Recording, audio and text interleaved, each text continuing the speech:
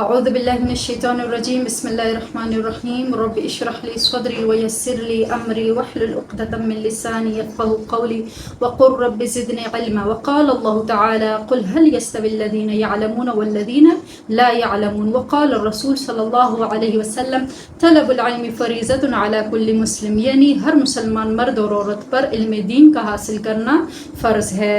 علم دین کا اتنا حصہ حاصل کرنا فرض ہے جس کے جانے بغیر ایک مسلمان حلال اور حرام میں تمیز نہ کر سکے، ایک مسلمان فرائض کی ادائیگی نہ کر سکے۔ اتنا علم حاصل کرنا میری بہنوں فرض ہے۔ ہر مسلمان مرد اور عورت پر یہ فرض ہے کہ عقائد صحیحہ کا علم اس کو حاصل ہو، نماز، روزہ، حج کے احکامات اور طہارت اور نجاست کے احکامات کا علم اس کو حاصل ہو۔ علم دین کے فضیلت میں آپ صلی اللہ علیہ وسلم کا ارشاد مبارک ہے کہ ایک فقیہ انسان شیطان کے مقابلے میں 1000 عبادت گزار سے زیادہ قوی اور باری ہے۔ ایک اور ارشاد مبارک کا مفہوم ہے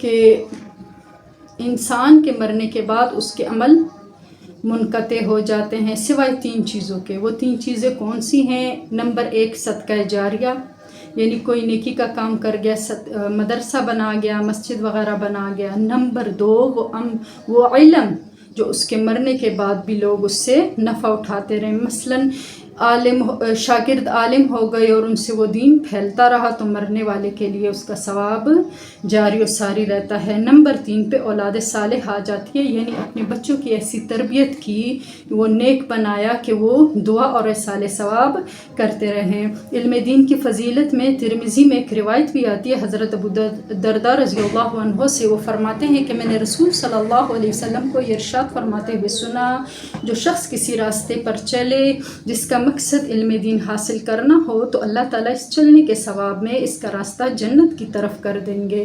تو میری بہنوں، میرے سامعین، آج ہمارا تفسیر القرآن کا آغاز ہے اور یہ الحمدللہ سے ہمارا 3ری مرتبہ کا آغاز ہوگا۔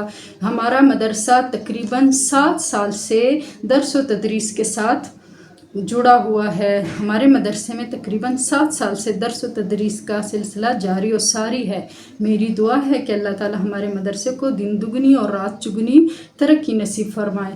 یہ پروگرام ریکارڈ کرنے کا میرا مقصد یہ ہے کہ میری وہ بہنیں، وہ مائیں جو جاب کرتی ہیں، جو ہاؤس وائف ہیں، جو تعلیمی سلسلوں کی وجہ سے مدرسے کو ایک مستقل ٹائم نہیں دے پاتی، ان کے لیے ایک موقع رہے، ان کے لیے ایک موقع ہے کہ وہ قرآن کو لفظی ترجمے کے ساتھ، بامعنی ترجمے کے ساتھ اور تفسیر کو وہ پڑھیں اور دوسروں کو بھی اس کو پہنچائیں۔ اللہ تعالی ہمارے اس کام کو ہمارے لیے صدقہ جاریہ بنائے، آمین۔